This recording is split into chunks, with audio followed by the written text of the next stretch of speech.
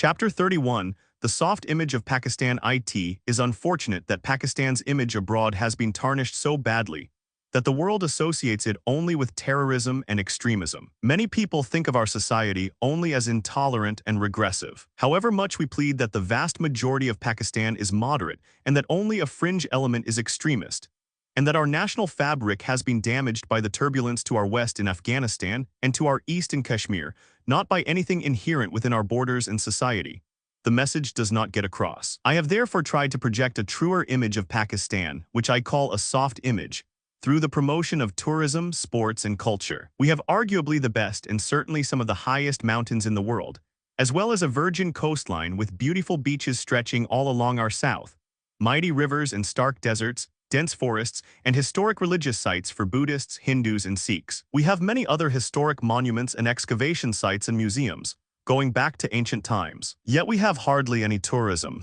What a pity. Even before 9/11, we failed to market ourselves effectively, and we failed to develop the infrastructure needed to facilitate tourism. Now, of course, our grim reputation for extremism and the many travel advisories against us hinder tourism. I have been conscious of our strengths and weaknesses. We have improved our telephone networks and completed a beautiful coastal highway stretching from Karachi in the east to the newly built Gwadar port in the west. This links all the coastal towns and numerous Picture 318, the soft image of Pakistan 319-esque sites along the route. We have also linked all four major valleys in our mountainous northern areas, Chitral, Kagan, Gilgit Hunza, and Skardu, laterally with one another. This allows tourists traveling by road to switch from one to the other, without having to travel back to and from main airports. We are now trying to publicize our potential to attract local and foreign tourists. I am glad to see a gradual increase in local interest in tourism. This will encourage other infrastructure facilities,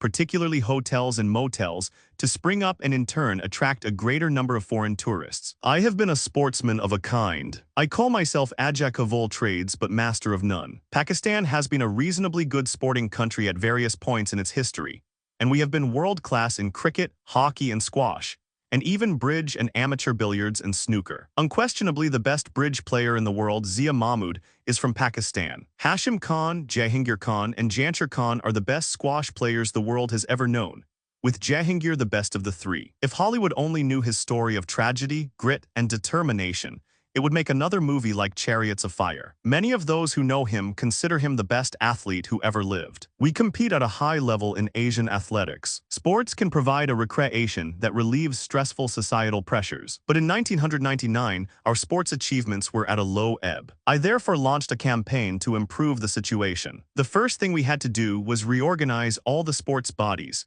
which had become hotbeds of fraud and cronyism. Accordingly, we restructured all the sports federations, introducing merit and efficiency into them. We then strategized and helped to encourage an interesting, participatory, and competitive sporting system for the country at three levels: inter-school and inter-college competitions, the regional and district level, and corporation-level competitions in the public and private sectors. We are also trying to encourage the private sector to sponsor events and sports teams. This, we hope, will attract national talent, expose people to competitive sports, and improve our overall national sporting standards while providing much-needed recreational activity to the entertainment-starved population of Pakistan. 320 in the line of fire. Few people in the world know that Pakistan has a rich, diverse cultural heritage. We have the nearly prehistoric excavations at Mohenjo-Daro and Harappa, the Mayagar civilizations, Alexander the Great, and the British Raj. Both Alexander and Britain left indelible footprints in our land. The people of the Kalash tribe in the remote Kalash Valley of Chitral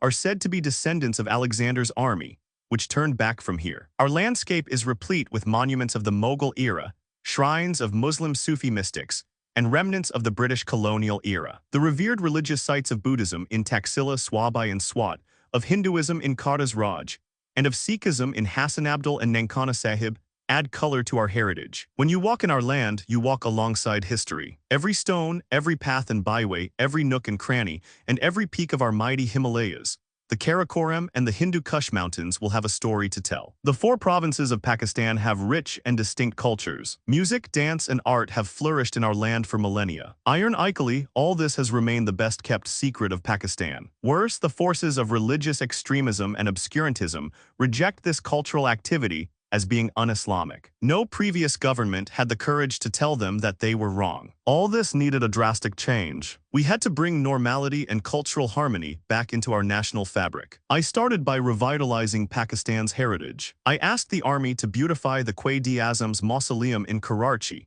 and make it a fitting tribute to the father of the nation. Today, people by the thousands throng to admire the magnificence of its surroundings. We also erected an impressive national monument at Islamabad, dedicated to the people of Pakistan. It features an underground museum focusing on the Pakistan movement, our struggle for winning our homeland. An imposing monument at Walton, Lahore, which we call Babi Pakistan, Gateway to Pakistan, is under construction at the exact site where the father of the nation first addressed over 100,000 refugees fleeing from India. In addition to these monuments, I launched an ambitious plan to create a national heritage museum in Islamabad, showing Pakistan's regional culture and traditions. This project has since been completed by Uksi Mufti. The soft image of Pakistan 321 is passionately involved in our art and culture, and has done exemplary work on this project. The museum is now an attraction for many local and foreign visitors and dignitaries. I also encouraged our performing arts, including music, theater, and dance. We opened a National Academy of the Performing Arts in Karachi,